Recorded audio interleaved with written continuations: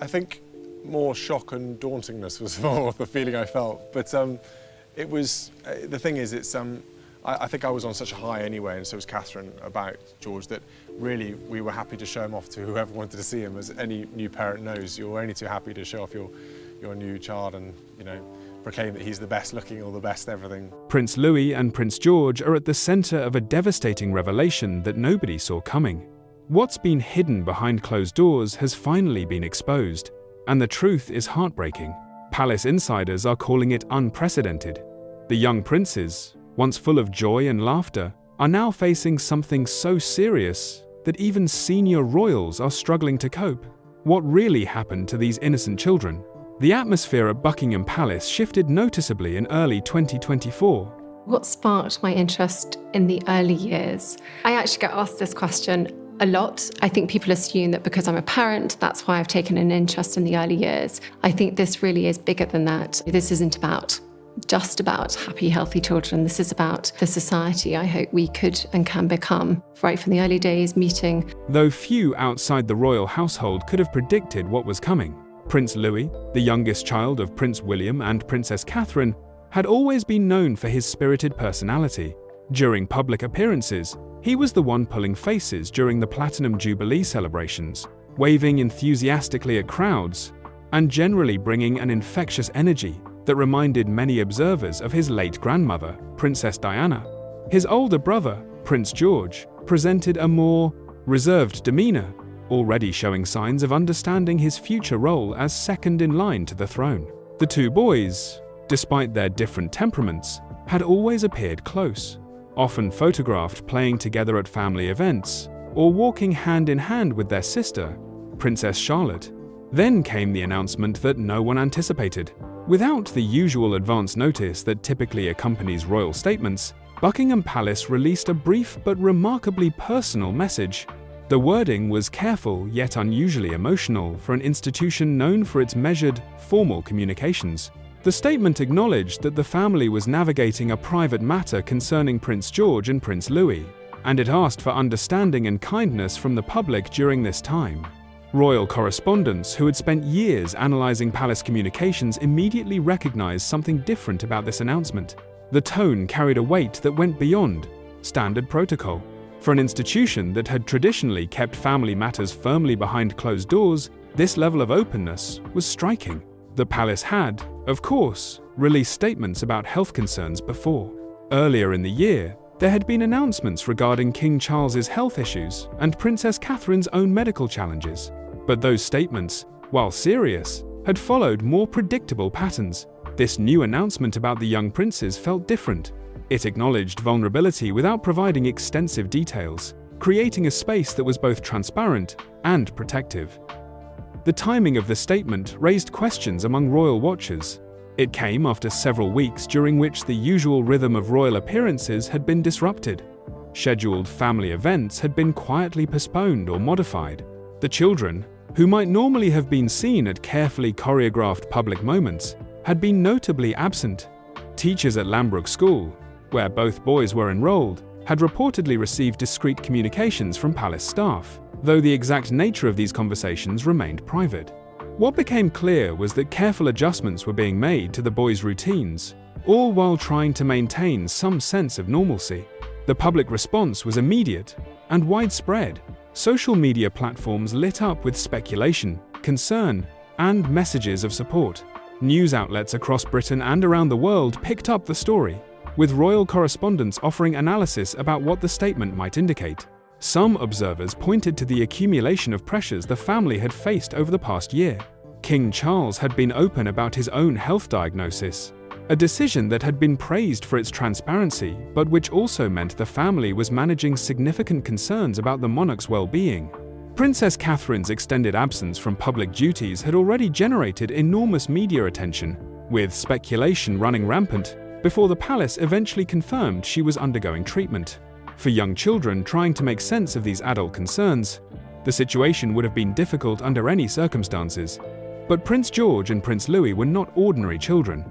They lived in a world where cameras followed their every public move, where their smiles and gestures were analyzed by millions, and where the expectations placed upon them were unlike those faced by most young people. Prince George, at his age, was already aware of his future role. He had been gradually introduced to certain aspects of royal duty, attending events like his great-grandmother, Queen Elizabeth's funeral, and being present at his grandfather's coronation.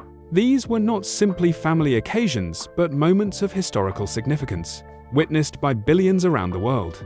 Prince Louis, being younger, had been shielded from some of these heavier responsibilities, but he was not immune to the changes happening around him. Children are remarkably perceptive, and even when adults try to protect them from difficult realities, they sense tension and worry. The atmosphere in any household affects its youngest members, and in a household under constant scrutiny, where privacy is limited and every decision carries weight, that effect would only be magnified. Royal historians noted that the palace statement represented a significant shift in how the monarchy was choosing to communicate about family matters. In previous generations, difficulties were handled with absolute discretion. Personal struggles remained private, and the public image was maintained at all costs. Queen Elizabeth herself had famously spoken about the need to be seen to be believed, emphasizing public duty and visible service. But that approach had also meant that emotional well-being was often subordinated to public expectation. The devastating consequences of this approach had been seen most clearly in the life of Princess Diana, whose struggles with mental health and the pressures of royal life had been poorly understood and inadequately supported at the time. The current generation of royals, particularly Prince William, had been vocal about the importance of mental health awareness. William, along with Prince Harry and Princess Catherine, had launched initiatives focused on mental health support, particularly for young people. They had spoken openly about their own experiences processing grief after Diana's death and the importance of seeking help when needed. This newer approach to royal life emphasized that strength could be found in vulnerability, that asking for support was not a weakness but a necessary part of maintaining well-being. The statement about Prince George and Prince Louis seemed to be an extension of this philosophy. Rather than simply managing the situation behind closed doors and hoping public interest would fade, the palace chose to acknowledge that something significant was happening. They did not provide intrusive details, maintaining appropriate privacy for the children, but they also did not pretend that everything was fine. This middle path was delicate and relatively untested for the royal family. In homes across Britain, parents found themselves discussing the announcement with a sense of recognition. Many had faced similar challenges with their own children, navigating difficult periods where external pressures or family circumstances affected young people's emotional states. The universality of these struggles created a connection between the royal family and the public that went deeper than usual. These were not just distant figures in palaces and castles. They were a mother and father trying to help their children through a difficult time, something countless families could understand. The palace had made clear that this was not a scandal or a crisis in the traditional sense. There were no allegations, no controversies, no dramatic revelations. Instead, this was about two young boys who needed support and a family choosing to prioritize their well-being over maintaining a flawless public image. The decision to speak publicly, even in limited terms, sent a message about what mattered most. The courtyard at Kensington Palace had seen countless royal moments over the years, but the atmosphere on this particular day felt distinctly different. Staff members who had worked there for decades later described an unusual stillness, as though everyone present understood they were about to witness something significant. Prince William emerged not with the polished confidence typically associated with royal appearances, but with a visible heaviness that suggested months of private struggle. He was not there as the Prince of Wales, not as the heir to the throne, but as a father who had reached a point where silence was no longer sustainable. The assembled press had been given short notice about the appearance, which, itself, was unusual. Normally, royal engagements were planned well in advance, with careful coordination between palace communications teams and media outlets. This hastily arranged moment suggested urgency, a need to address something that could no longer wait for the usual protocols and procedures. When William began speaking, his voice carried none of the rehearsed quality that often characterizes official statements. Instead, there was a rawness that caught even experienced royal correspondents off guard. William did not ease into his remarks with pleasantries or formal acknowledgements. He addressed directly what had been circulating in whispers and speculation for weeks: the rumors about his children, about changes in their routines and their absences from expected appearances, had been growing more persistent. Rather than allow those rumors to continue shaping the narrative, William chose to provide context in his own words.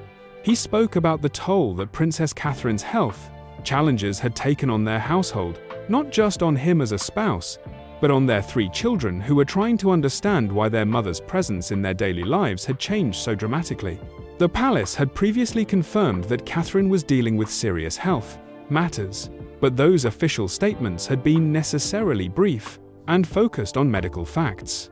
What William now described was the human dimension of that situation, the way it had rippled through their family life in ways both obvious and subtle. He explained that Prince Louis had been the first to show visible signs of struggling with the changes. Louis, who had always been energetic and expressive, had become withdrawn in ways that alarmed both parents. His usual enthusiasm for activities had diminished, and there were days when he seemed to retreat into himself, unable or unwilling to articulate what he was feeling. Prince George's response had been different, but equally concerning. As the eldest, George had apparently felt a responsibility to remain strong, to be supportive of his siblings, and perhaps to shield his parents from additional worry. William described his son's attempts to maintain composure, to be the steady presence in the household even as everything felt uncertain. But that effort came at a cost. George had begun carrying burdens that no child his age should have to manage, trying to understand adult situations and taking on an emotional weight far beyond his years. One particular evening stood out in William's recollection, and he shared it with an honesty that clearly cost him something to reveal. Prince Louis had come to his parents late at night, unable to sleep, and asked a question that cut through all the careful explanations and reassurances they had tried to provide. The boy wanted to know if his mother was going to disappear like his grandfather had from public life. The reference was to King Charles, whose own health diagnosis had been made public earlier in the year. For Louis, these 2 situations had become connected in his mind, creating a fear that the adults around him had not fully recognized until that moment. William admitted that he had not immediately grasped how deeply both boys were affected. The demands of royal duty had continued even as the family faced personal challenges. There were meetings to attend, decisions to make about the monarchy's future under King Charles, and the constant background presence of public interest and media attention. William described feeling as though he had been operating on autopilot, managing one crisis after another without fully registering the cumulative impact on his children. It was only when confronted with Louis's direct question that the reality became unavoidable. What made the moment even more poignant was Prince George's reaction. William revealed that George had overheard his younger brother's question and had quietly left his own room to comfort Louis in the hallway. The image of one young boy trying to console another, both of them grappling with fears they could barely articulate, was something William said he would carry with him always. It represented both the closeness of his children and the weight they were shouldering together.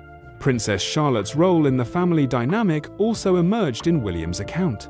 Despite being younger than George, Charlotte had taken on a protective role, particularly toward Louis. She had been overheard by household staff trying to comfort her younger brother, attempting to explain things she herself did not fully understand. At one point, Charlotte had reportedly broken down privately, overwhelmed by the responsibility she felt to hold things together for her brothers. The image of the young princess crying while trying to be strong for others highlighted how all 3 children were affected, each in their own way. William's decision to share these private family moments publicly was not made lightly. Royal protocol typically dictates maintaining a clear separation between public duty and private life, especially where children are concerned. The Queen had famously protected her own children from excessive media exposure, and subsequent generations had tried to maintain similar boundaries. But William and Catherine had clearly concluded that in this instance, some degree of openness was necessary, both to explain the changes observers had noticed and to request something specific from the media and public. The request William made was simple but significant. He asked for compassion and for space. He emphasized that Prince George and Prince Louis were children first, young people dealing with difficult circumstances who deserved the chance to process their feelings and heal without constant scrutiny. The plea was not issued as a royal command, but as an appeal from one parent to others, asking for the understanding that most families would hope to receive during challenging times. The emotional nature of William's statement created an immediate reaction. Some observers praised his vulnerability and willingness to speak openly about struggles that many families face. Others questioned whether sharing such personal details about his children was appropriate, even with good intentions. Royal commentators debated whether this represented a new model for how the monarchy might operate in the future, with greater transparency about the human side of royal life, or whether it was a one-time response to exceptional circumstances. What could not be debated was the authenticity of William's concern. Those present described a father who was clearly struggling with how to protect his children, while also acknowledging a reality that had already become subject to public speculation. He spoke about Catherine's efforts to be present for their children despite her own challenges, about the family's attempts to maintain routines and normalcy, and about the difficulty of explaining complex adult situations to young minds. The reference to Princess Diana was unavoidable for those listening. William's mother had spoken publicly about her own mental health struggles, breaking royal protocol to share her experiences with bulimia and depression. That openness had been controversial at the time, but had also created space for important conversations about mental health. Now, decades later, William was following a similar path, choosing transparency over silence when it came to his children's well-being. In the days following William's statement, public sentiment largely shifted towards support. Mental health organizations praised the family for acknowledging that even privileged children in secure homes can struggle emotionally. Parents shared their own stories of helping children through difficult periods, creating a broader conversation about childhood anxiety and the importance of prioritizing emotional health. The palace had taken a risk by allowing such a personal glimpse into their private struggles, but for many observers, it was a risk that humanized the royal family in meaningful ways. The private residence at Adelaide Cottage had always been intended as a sanctuary for the Wales family, a place where they could live with somewhat more normalcy than the grand formality of larger royal residences might allow. But in recent months, even this carefully protected space had become permeated with tension that no amount of privacy could completely shield. Prince Louis and Prince George, who had always filled the house with noise and energy, had grown increasingly quiet. Their laughter, once a constant background sound, had faded to occasional moments that felt more fragile and spontaneous. Princess Charlotte had noticed the change before the adults fully registered it. As the middle child, she often occupied a unique position in the family dynamic, observant and perceptive in ways that her brothers sometimes were not. She had begun staying closer to Louis, attempting to engage him in activities he normally enjoyed, reading to him, suggesting games they might play together. When she sensed tension among the adults, she tried to create distractions for her younger brother, steering him away from conversations that might worry him further. It was a role no child should have to assume, but Charlotte had taken it on instinctively. Catherine, still managing her own recovery, watched her children with growing alarm. The signs were subtle at first but became harder to ignore as days passed. Louis would sit at breakfast barely touching his food, staring out the window as though his mind was somewhere far away. Outdoor activities that had once been his favorite part of the day now went ignored. Toys remained untouched in their usual places. George, too, had begun showing changes in behavior. He watched his younger brother with evident concern, and his own usual energy seemed dampened by an awareness that something in their household had fundamentally shifted. The situation reached a critical point during what should have been an ordinary school day at Lambrook. The school, chosen partly for its relative privacy and manageable size, had seemed like an ideal environment for the young princes. But on this particular day, during a classroom discussion, another student asked Louis a question about his mother's health. The question was likely innocent, born of childish curiosity rather than malice, but its impact on Louis was immediate and devastating. He shut down completely, unable to respond or engage with anyone around him. Teachers, aware of the family's circumstances and trained to handle sensitive situations, did their best to support him, but it became clear that something had broken through the protective layers the family had tried to maintain. That evening, Louis refused dinner. He refused to speak about what had happened. By the following morning, he made it clear through his silence and withdrawal that he would not be returning to school. For William and Catherine, this was the unmistakable signal that their private efforts to help their sons navigate this difficult period were not sufficient. Something more substantial needed to change, and it needed to change quickly. The decision to withdraw both Louis and George from Lambrook was not made lightly. Education and routine are important for children, and removing them from school meant acknowledging that the situation had escalated beyond what normal support systems could address. Palace staff were consulted, as were specialists in child psychology who could advise on the best course of action. The decision was made to bring in private tutors and to create a modified environment where the boys could continue their education while also having the space and support necessary to process their emotions. The arrangement was handled with complete discretion. No public announcement was made about the temporary change in the boys' schooling. The Palace communications team carefully managed expectations about upcoming appearances, subtly adjusting schedules without drawing attention to the reasons behind the changes. For the time being, Adelaide Cottage would become not just a home but a refuge, a place where Louis and George could exist without the pressure of maintaining appearances or meeting external expectations. It was during this period that documents began circulating internally within Palace circles that would later cause significant controversy. A memo, apparently drafted by senior advisors, outlined strategies for managing Prince Louis's public visibility going forward. The language used in the document struck many who saw it as coldly administrative, treating the young prince's presence at public events as a matter of risk management rather than considering his well-being as a child. Phrases suggesting a limited visibility approach and recommendations to stagger his appearances made it sound as though Louis himself was somehow problematic, rather than a child who needed support during a difficult time.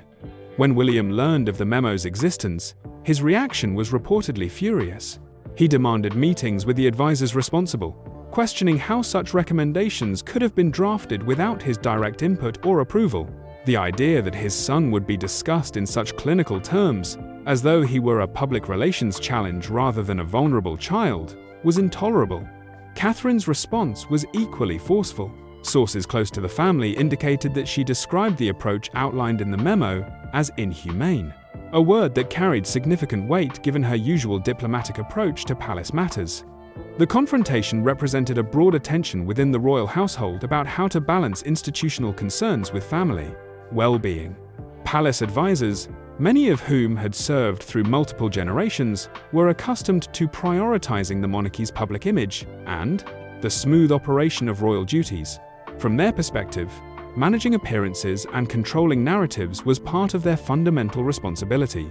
But for William and Catherine, who had grown up in an era with greater awareness of mental health issues and who had personally championed such causes, the institutional approach felt outdated and harmful.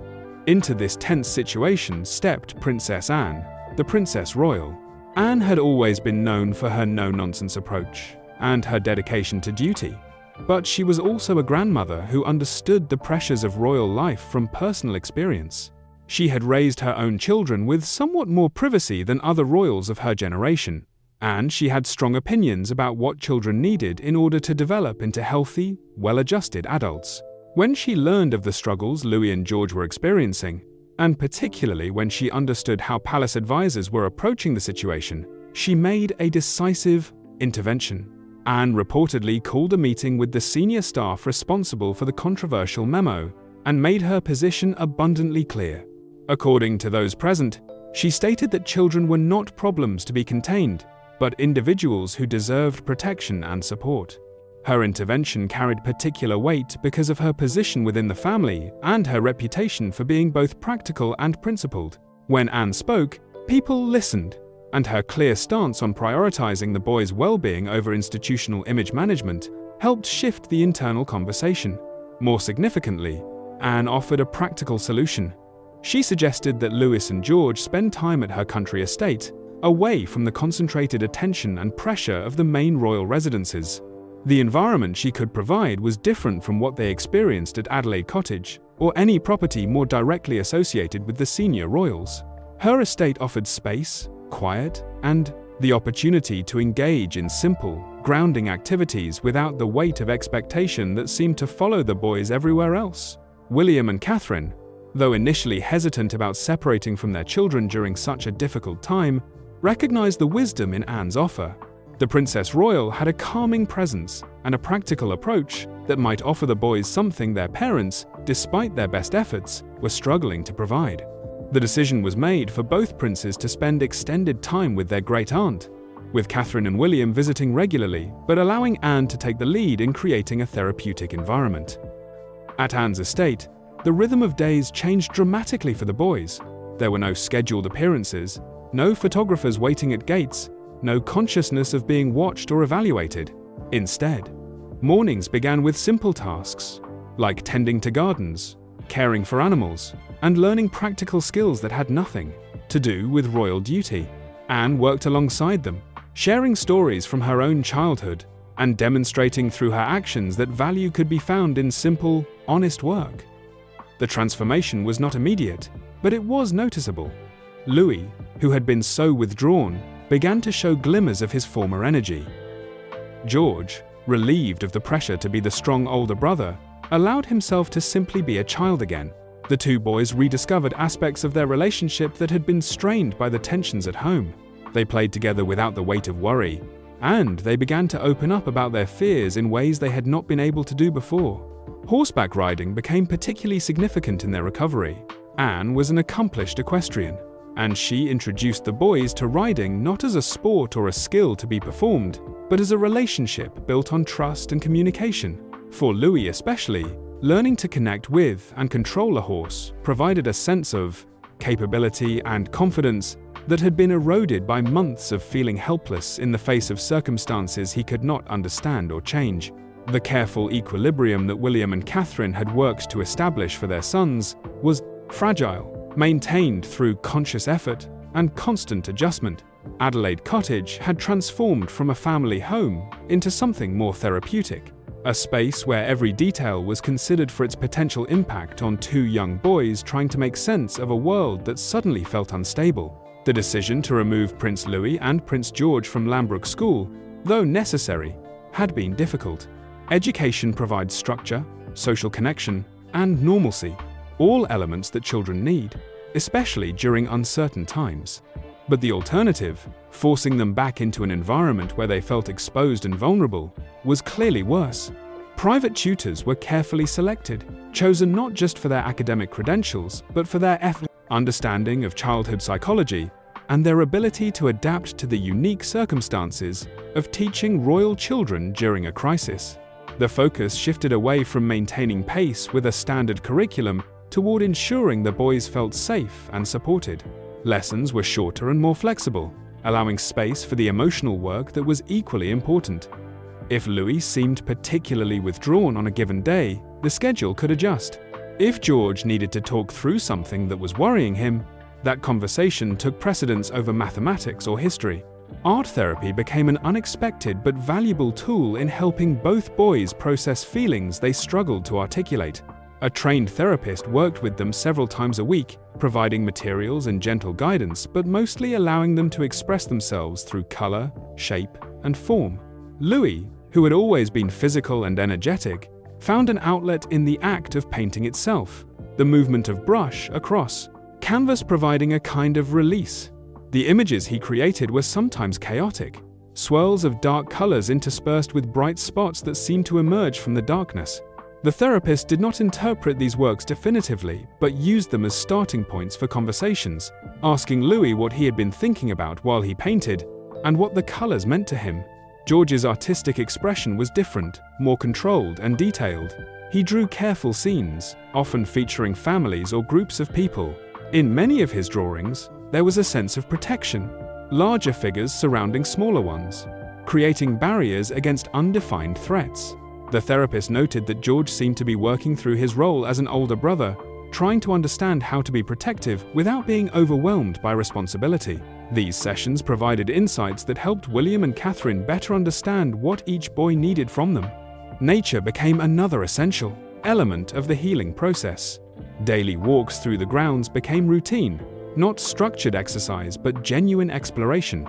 Catherine, when her own health allowed, would accompany her sons on these walks, pointing out birds, examining plants, following paths through wooded areas. There was something restorative about being outside, away from walls and rooms that had absorbed so much tension. The boys began to rediscover simple pleasures, collecting interesting stones, watching insects, listening to bird calls. These moments were unhurried and unobserved, precious in their ordinariness. The progress was real but incremental. And then came an unexpected disruption from across the Atlantic. Prince Harry, in a media interview, spoke about the emotional toll of royal life, particularly on children.